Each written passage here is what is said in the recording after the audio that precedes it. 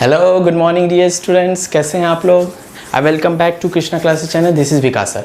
बच्चों, आज के वीडियो में कुछ मस्ती नहीं है। शुरू में आप सरप्राइज्ड होंगे, बट आज के वीडियो में कुछ मैसेज हैं।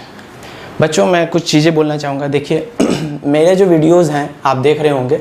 सबसे पहले मैं ये बोलना चाहूँगा, व्यूज़ तो बहुत आ रहे हैं पर सब्सक्रिप्शन कम है या सब्सक्राइबर्स कम है, हम बोल सकते हैं। तो ये जो सब्सक्राइबर कम है, तो मैं रिक्वेस्ट करूँगा कि प्लीज़ भाई आप ये झोलझाल वाला काम तो मत ही करो। आपको अगर वीडियो अच्छा लगता है, अगर आपको लगता है कि नहीं ये मेरे लिए फ्रूटफुल है। देखिए सबसे पहले मैं ये बता दूँ, ये 9 से लेकर 12th के लिए, और मैं जो शुरू पहले का जो सीरीज़ चला रहा हूँ वो क्लास 10th का है।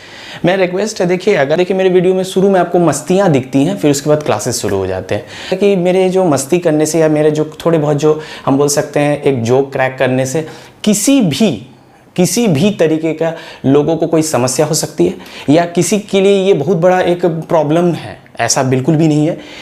देखिए मैंने बहुत सारे टीचरों को डांस करते हुए भी देखा है, मैंने बहुत सारे टीचर को गाते हुए भी देखा है। तो ये बस आप ऐसे मान सकते हैं कि एक मेरा पार्ट है जिसमें मैं इस तरीके से डिलीवर कर रहा हूँ अपने वीडियो को।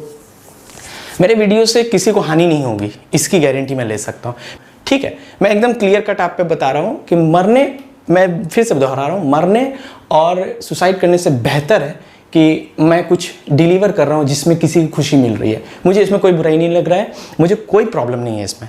ठीक है, और मैं ठीक है, तो ये मेरे मन की बात थी। होपफुली आपको अच्छी लगी हो। जिनको बुरा लगा, I am sorry, extremely sorry. मेरा मेन मोटो नहीं है आपको हर्ट करना। मेरा कहने का मतलब यही है कि मेरे वीडियो जो मैं बना रहा हूँ, इसका मेन मोटो है बच्चों के लिए है। ठीक है, बच्चे अलग अलग तरीके के होते हैं। कुछ को फन विद लर्निंग पसंद होता है, कुछ मस्ती करना चाहते हैं। मस्ती सभी करते हैं, सभी के अंदर बचपना है, मेरा ये कहना है। ठीक है, कुछ बच्चों को मैं और भी चीज़ बताना चाहूँगा। और भी चीज़ मुझे कहना है, देखिए कोरोना काल में मैंने देखा बहुत सारे बच्चे जो हैं विदाउट मास्क घूम रहे हैं। क्या मतलब है फिर आपका जो सरकार जो भी बोल रही है, जो आपके गवर्नमेंट बोल रही है कि मास्क लगाओ, जब आप मास्क नहीं पहनोगे, जब अपने हिसाब से चलना चाहोगे, तो फिर कुछ नहीं हो सकता दोस्त, कभी नहीं ठीक होंगे हम लोग। प्लीज़ मास्क लगाइए, प्लीज़ सैनिटाइज़र यूज़ कीजिए। ठीक है, ये आपके लिए, गवर्नमेंट आपके लिए बोल रही है। जब आप चले जाओगे ना, तो आपके फैमिली को कौन देखेगा, वो बहुत बड़ी बात हो जाएगी आपके लिए।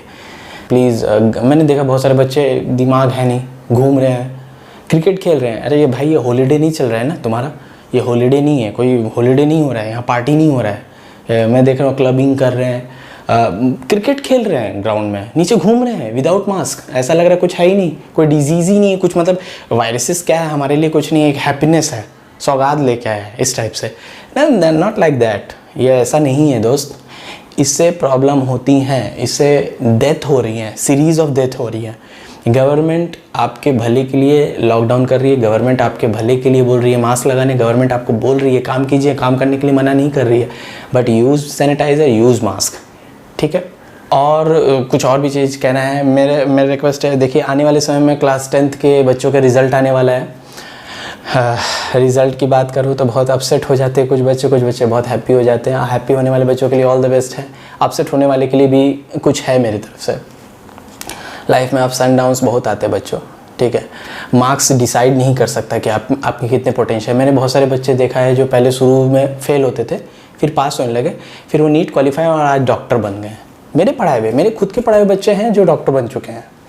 तो मेरा ये कहना है कि नथिंग लाइक दैट। ठीक है, ऐसा कुछ भी नहीं है कि एक मार्क्स आपको डिसाइड कर देगा कि आप क्या हो क्या नहीं हो। तो मार्क्स कमाने से ये तो डिसाइड नहीं हो जाएगा तुम आगे कुछ नहीं कर सकते। भाई फिर से पढ़ लेंगे, फिर से शुरू कर लेंगे, फिर से स्टार्ट कर लेंगे। हर चीज़ नीचे से शुरू होती है, कोई दिक्कत नहीं है। डाउनफॉल होगा तभी तो फिर राइज होगा ना, राइज होगा। ऐसा तो है, ये कंप्लीट है, ये श्योर है कि राइज तो होना ही है, कभी ना कभी तो होगा ही। तो ऐसा पेंडेमिक सिचुएशन में ऐसे डिसीजन ना लें जिसके कारण इंसान हार्म हो जाता है। आपको जो पसंद आता है वो करिए, बट बहुत खुले में ना करिए। मास्क लगाइए, ठीक है, सैनिटाइज़र यूज़ कीजिए। कोई भी डिसीजन लेने से पहले 2 बार ज़रूर सोचिए। फैमिली के बारे में सोचिए। देखिए आपके जाने के बाद मुझे समझ में नहीं आता है। ठीक है, ये 1 लाइफ आपको मिला है, क्यों इसको डिस्ट्रॉय करने में तुले हुए। तो बस ये मेरा यही कहना है कि सारे स्टूडेंट्स को ऑल द बेस्ट मेरी तरफ से, क्लास 10th के बच्चों को। प्लीज़ किसी भी तरीके के डिसीजन लेने से पहले 2 बार जरूर सोचें, और डिप्रेशन बिल्कुल ना जाए। मार्क्स डिसाइड नहीं कर सकता, कि आपके पोटेंशियल कितने हैं। आप 100% इसकी तो गारंटी मैं लेता हूँ 100% सक्सेस होगा, क्योंकि ये मुझे ऐसा बिलीव है कि गॉड जो है वो कहीं ना कहीं है, और गॉड जो है सबका लाइफ एक समय के बाद सेटलमेंट कर देता है। इतना श्योर हूँ, गॉड कहीं ना कहीं सबके लाइफ को एक ना एक समय के लिए सेटल कर देता है बहुत अच्छे से, और एक समय आता है हमारे लाइफ में जो बहुत फ्रूटफुल और बहुत अच्छा होता है। तो मेरा रिक्वेस्ट है उन समय का इंतज़ार कीजिए, बहुत जल्दी आप हड़बड़ाए ना, ठीक है। हड़बड़ाने से कुछ नहीं होना है, जो होगा समय पे ही होगा। So all the best for class 10th। आइए बच्चों अब स्टार्ट करते हैं क्लास 10th की सीरीज़ की तरफ। हम लोग बढ़ रहे हैं, चैनल को फिर से मैं रिक्वेस्ट करूंगा सब्सक्राइब कर दीजिए, व्यूज़ कर दीजिए। बच्चों अब आगे बढ़ रहे हैं हम लोग, types of chemical reaction heading बना लेंगे। Types of chemical reaction, types of chemical reaction मैंने बोर्ड पे लिख दिया है, अब देख सकते हैं टाइप्स ऑफ केमिकल रिएक्शन मैंने लिखा है। ओके बच्चों अब आगे बढ़ रहे हैं। टाइप्स ऑफ केमिकल रिएक्शन के बारे में पहले हम लोग कुछ समझ लें। देखिए टाइप्स ऑफ केमिकल रिएक्शन से पहले मैं कुछ चीज़ें बताना चाहूँगा। देखिए हम लोग पहले भी पढ़े हैं क्या होता है किसी भी रिएक्शन में, किसी भी केमिकल रिएक्शन में क्या होता है बच्चों, पुराने बॉन्ड टूटते हैं और नए बॉन्ड बनते हैं। यहाँ जो पुराना बॉन्ड टूटता है वो रिएक्टेंट होता है, और जो नया बॉन्ड जुड़ता है वो प्रोडक्ट होता है। ये हमने जान लिया। तो केमिकल रिएक्शन के टाइप्स जो होते हैं उसमें सबसे पहला जो टाइप आपको पढ़ना है वो है combination reaction. Combination reaction, combination reaction. बच्चों कॉम्बिनेशन रिएक्शन क्या कहता है, अब पहले यहाँ समझ लेंगे। कॉम्बिनेशन रिएक्शन का मतलब होता है when 2 or more than 2 reactant combine together to form a single product is known as combination reaction। जब 2 या 2 से ज़्यादा रिएक्टेंट जुड़ते हैं और एक सिंगल प्रोडक्ट बनाते हैं उसको क्या बोलते हैं, कॉम्बिनेशन रिएक्शन। आइए इसको लिखते हैं, when 2 or more than 2 reactant combine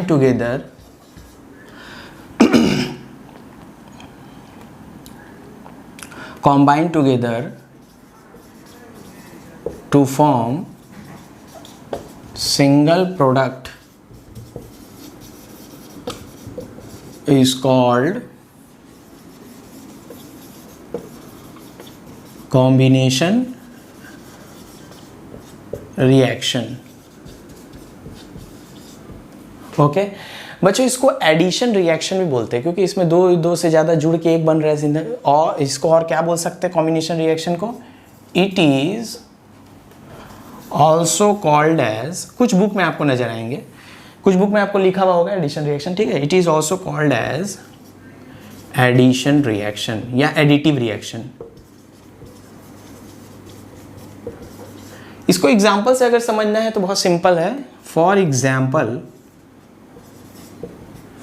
A + B ये क्या दे देगा, AB हो जाएगा, ठीक है। और अगर हम इसको फॉर्मूला की तरफ जाएं तो इसको इस तरीके से भी समझ सकते हैं। एक एग्जांपल ले लेते हैं, बहुत सिंपलेस्ट एग्जांपल ले रहा हूँ बच्चों। C + O2 क्या देगा, CO2। कॉम्बिनेशन हुआ ना, C + O2 जुड़ा तो क्या बन गया, CO2। तो ऐसा रिएक्शन जिसमें 2 और 2 से ज़्यादा रिएक्टेंट जुड़ते हैं और सिंगल प्रोडक्ट बनाता है, इसको क्या बोलते हैं, कॉम्बिनेशन रिएक्शन। आइए आपके बुक की तरफ मूव कर रहे हैं। बुक में पेज नंबर 6 की तरफ देखेंगे।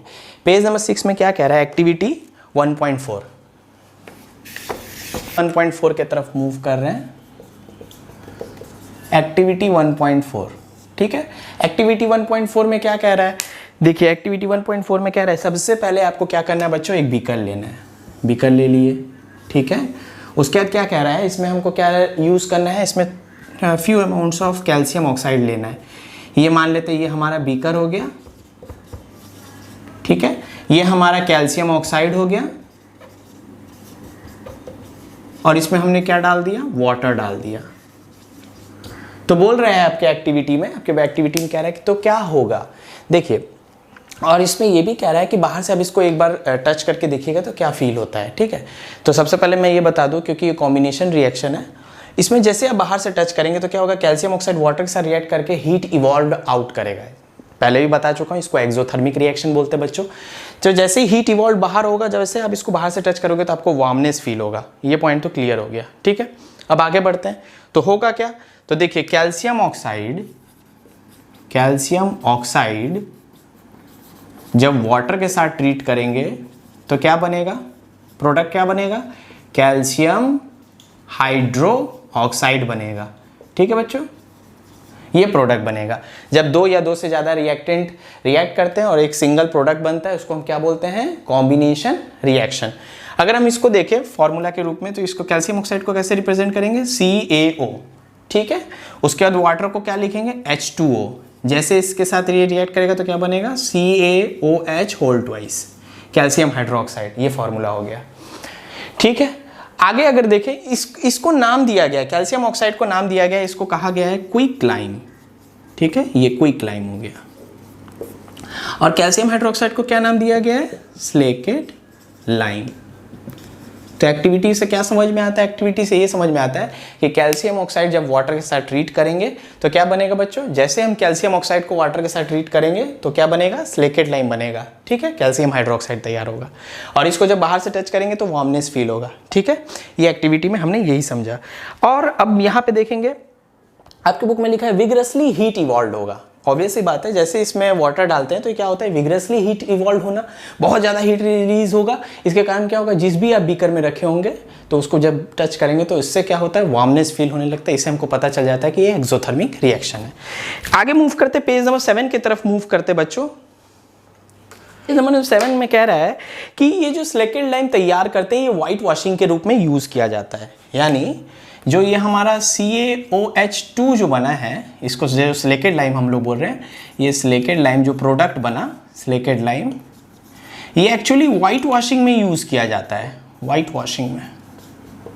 ठीक है, अब ये वाइट वॉशिंग में यूज़ किया जाता है।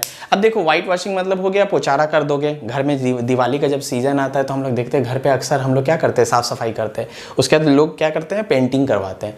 तो जैसे आप इसका पोचारा कराओगे अपने दीवारों पे, तो आप देखेंगे वाइट वॉशिंग के बाद ये वाइट वॉशिंग करने के बाद क्या होगा, इसमें जो हमारे एटमॉस्फेयर में जो कार्बन डाइऑक्साइड प्रेजेंट होता है, यानी हमारे जो एयर होता है उसमें कार्बन डाइऑक्साइड जो प्रेजेंट होता है, वो इसके साथ रिएक्ट करता है। ठीक है, जैसे इसके साथ रिएक्ट करेगा तो क्या बनाएगा, इसके साथ CO2 के साथ रिएक्ट करता है तो ये क्या प्रोडक्ट बनाएगा, CaCO3। इसका नाम क्या है, कैल्शियम कार्बोनेट। ये तैयार करता है। ओके डियर स्टूडेंट्स, क्या होता है, कैल्शियम कार्बोनेट तैयार होता है तो जैसे ही कैल्शियम हाइड्रोक्साइड यानी स्लेकेट लाइम जैसे ही कार्बन डाइऑक्साइड के साथ रिएक्ट करता है तो क्या बनता है बच्चों, स्लेकेट लाइम जैसे कार्बन डाइऑक्साइड के साथ रिएक्ट करता है तो वो बनाता है CaCO3। ठीक है, ये CO3 क्या करता है, ये पतली सी लेयर बना देता है। हमारा जो वॉल होता है उसमें पतली सी लेयर बना देता है। पतली सी लेयर बनाने के कारण क्या होता है, ये हम अब 2 से 3 दिन के बाद ये पतली सी लेयर बना देता है, जिसके कारण ये दीवारों को हम बोल सकते हैं फिनिशिंग देता है। ठीक है, इसके कारण हमारे जो वॉल होते हैं वो कैसे दिखते हैं, ब्राइटनेस दिखने लगते हैं, शाइनी अपीयरेंस दिखने लगते हैं। शाइनी अपीयरेंस से हमारे दीवार चमक उठी जो दीवारें हैं वो चमक उठती हैं, ऐसा बोल सकते हो। तो वाइट वॉशिंग करने से, कार्बन डाइऑक्साइड के साथ रिएक्ट करने से क्या होता है, वाइट वॉशिंग से 2 से 3 दिन के बाद ये कार्बन डाइऑक्साइड रिएक्ट करता है तो कैल्शियम कार्बोनेट बनता है, जो पतली सी लेयर बनाता है। ये पतली सी लेयर से हमारे दीवार जो है शाइनी अपीयरेंस देते हैं। ठीक है, दीवारें बोल उठेंगी बोलते हैं। ओके, तो बच्चों यहाँ पे कुछ चीज़ें और जानना है हमको। ये जो कैल्शियम कार्बोनेट है, यहाँ नोट करके लिख लेंगे, नोट करके लिख लीजिए। फॉर्मूला क्या है मार्बल का, मार्बल का फॉर्मूला ऑफ मार्बल या मार्बल फॉर्मूला, मार्बल का जो फॉर्मूला है वो क्या है, नोट करके लिख लीजिए, एग्जाम में आ सकता है 1 मार्क्स में। तो ये होता है CaCO3। आपके मार्बल का जो फॉर्मूला है वो भी क्या है, CaCO3। एग्जाम्पल दिए हुए हैं कॉम्बिनेशन रिएक्शन के, वो भी देख सकते हैं, कुछ फ्यू एग्जाम्पल हैं कॉम्बिनेशन रिएक्शन के। ठीक है, burning of coal combination reaction का एग्जाम्पल हो जाएगा। उसके बाद फॉर्मेशन ऑफ वाटर जो फॉर्म करता है, H2O2 मिलेगा तो क्या बनेगा, H2O बनेगा। ठीक है, फिर से दोहरा रहा हूं, कुछ फ्यू एग्जांपल्स दिए हुए आपके बुक में, जैसे C+O2 देगा CO2, बर्निंग ऑफ कोल आपका एग्जांपल हो जाएगा कॉम्बिनेशन रिएक्शन के। उसके बाद फॉर्मेशन ऑफ वाटर है ना, जो वाटर बनता है वो भी आपके कॉम्बिनेशन रिएक्शन का पार्ट है। ठीक है, उसके बाद यहाँ पे कह रहा है ओके। अब बच्चों एक क्वेश्चन है जो रिपीटेडली एग्जाम में आ रहा है, या ऐसा क्वेश्चन बच्चों जो बोर्ड एग्जाम में बार बार अपीयर हो रहा है। आइए उस क्वेश्चन के बारे में डिस्कस कर लेते हैं हम लोग।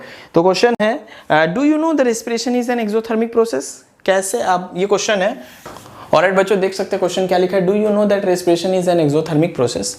बच्चों इसका आंसर कमेंट बॉक्स में जरूर भेजिएगा आप लोग, और मैं आपको ऐसे भी एक्सप्लेन कर दे रहा हूँ। बच्चों ये क्वेश्चंस वैसे तो पुराने हो गए, पर बोर्ड क्वेश्चंस के हिसाब से ये अपीयर क्वेश्चन हो सकते हैं, मतलब हो सकता है ये आ जाए। तो आइए इसके बारे में जान लेते हैं। देखिए हम लोग फूड लेते हैं, फूड हम लोग ईट करते हैं, ठीक है। वो फूड में कार्बोहाइड्रेट, प्रोटीन, विटामिन्स, बहुत सारी चीज़ें होती हैं। जब हम फूड को अंदर ले जाते हैं, जब हम लोग ईट करते हैं, तो फूड ऐसे ही ब्रेक डाउन नहीं होगा। कॉम्प्लेक्स फूड है, उसको सिंपल फूड में ब्रेक डाउन करने के लिए एनर्जी की ज़रूरत पड़ती है, ठीक है। और एनर्जी कहाँ से मिलेगा? ऑक्सीजन से मिलेगा। जब हम ऑक्सीजन लेते हैं तो वो माइटोकॉन्ड्रिया में जाता है, एटीपी के रूप में स्टोर होता है। फिर वो एटीपी जो एनर्जी होती है वो फूड को ब्रेक डाउन करता है, यानी कार्बोहाइड्रेट को ब्रेक डाउन करेगा। अब जैसे फूड ब्रेक डाउन होगा तो वो क्या बनाएगा? 3 प्रोडक्ट बनाएगा, ठीक है बच्चों। वाटर बनाएगा, कार्बन डाइऑक्साइड बनाएगा, एनर्जी वापस से बनाएगा, ठीक है। अब ये जो हमारा जो वाटर होता है वो बॉडी वेट बनाता है। हमारा maximum body weight water decide करता है, ठीक है बच्चों। और जो हमारा जो एनर्जी है वो हम यूज़ कर लेते हैं डिफरेंट वर्क्स करने के लिए। अब बात आती है कार्बन डाइऑक्साइड की। तो क्या होता है? ऑक्सीजन लेते हैं, फूड को ब्रेक डाउन करते हैं और रिलीज क्या करते हैं? बाय प्रोडक्ट में कार्बन डाइऑक्साइड। जैसे आप कार्बन डाइऑक्साइड बाहर रिलीज करते हो तो आप ये फिंगर लेके आप इस तरीके से नोटिस कर सकते हैं। जैसे कार्बन डाइऑक्साइड रिलीज होता है तो आप देखेंगे उसमें वार्मनेस होता है, गर्माहट होती है। ये जो वार्मनेस है ये क्या बताता है? हीट इवॉल्व हुआ है ना। फूड ब्रेक डाउन हुआ, हीट इवॉल्व हुआ। हीट इवॉल्व होने से क्या होता है? कार्बन डाइऑक्साइड जो है बाय प्रोडक्ट वो बाहर निकल रहा है, तो हीट इवॉल्व आउट हो रहा है। तो हीट इवॉल्व आउट होने का मतलब क्या है? Exothermic reaction. इसीलिए हम कह सकते हैं respiration is an exothermic process. क्या ये पॉइंट क्लियर है बच्चों? इसका आंसर आपको पेज नंबर 7 एनसीईआरटी बुक में मिल जाएगा। ओके, सो आगे बढ़ते हैं। और एक इक्वेशन भी है इसका, उस इक्वेशन को भी आप कमेंट बॉक्स में जरूर भेजिएगा बच्चों। प्लीज पार्टिसिपेट कीजिए, एक्टिवली पार्टिसिपेट कीजिए, ठीक है। और नेक्स्ट हेडिंग है डीकम्पोजिशन रिएक्शन। आइए डीकम्पोजिशन रिएक्शन की तरफ मूव कर रहे हैं अब हम लोग। डीकम्पोजिशन रिएक्शन क्या होगा बच्चों? डीकम्पोजिशन रिएक्शन की बात करें, जस्ट उल्टा जो आपने कॉम्बिनेशन रिएक्शन पढ़ा उसका जस्ट उल्टा। ये क्वेश्चन भी बोर्ड में आएगा, मैं आगे बताऊंगा आपको, डिस्कशन करूंगा। डीकम्पोजिशन रिएक्शन हेडिंग में लिखा हुआ रखा। ये डीकम्पोजिशन रिएक्शन होता क्या है? देखिए डीकम्पोजिशन रिएक्शन का मतलब होता है जो हमारे, जैसे हमने पढ़ा, 2 रिएक्टेंट जुड़ के एक प्रोडक्ट बनता है। तो यहाँ पे क्या होगा? यहाँ पे एक सिंगल रिएक्टेंट, यहाँ पे एक जो सिंगल रिएक्टेंट है, मान लेते ए बी है, वो ब्रेक डाउन होके ए प्लस बी बन जाएंगे, ठीक है। फिर से मैं रिपीट कर रहा हूँ, decomposition reaction is just opposite of combination reaction, और वाइस वर्सा, उल्टा भी बोल सकते हैं, combination reaction opposite of decomposition reaction. बच्चों अगर आप इस हेडिंग में देखेंगे डीकम्पोजिशन रिएक्शन, इसमें क्या होता है? सिंगल रिएक्टेंट ब्रेक डाउन होता है 2 और मोर देन 2 प्रोडक्ट में, ठीक है। तो ये उल्टा हुआ कॉम्बिनेशन रिएक्शन का। तो ये जो सिंगल रिएक्टेंट है वो ब्रेक डाउन हो रहा है 2 और मोर देन 2 प्रोडक्ट में, ये हमारा प्रोडक्ट हो जाएगा। तो A B is broken down into A plus B, है ना। ए प्लस बी में टूट रहा है। ये साइड मान सपोज कर रहे हैं, ये रिएक्टेंट हो गया, ये प्रोडक्ट हो गया। अगर हम इसके एग्जाम्पल के रूप में मूव करें तो एक सिंपलेस्ट एग्जाम्पल मैं लिख दे रहा हूँ, CaCO3 कैल्शियम कार्बोनेट। अगर हम इसको ब्रेक डाउन करते हैं तो क्या बनेगा? CaO प्लस CO2, ठीक है। ये सिंगल रिएक्टेंट है जो टूट के कितना बना? 2 प्रोडक्ट बन गया, 2 से ज्यादा भी बन सकता है। ओके बच्चों, okay. When a single reactant is broken down into 2 or more than 2 product is called decomposition reaction. Okay, example ऊपर दिए हुए। ओके बच्चों, अब आपके बुक में एक्टिविटी 1.5 के तरफ मूव करते हैं।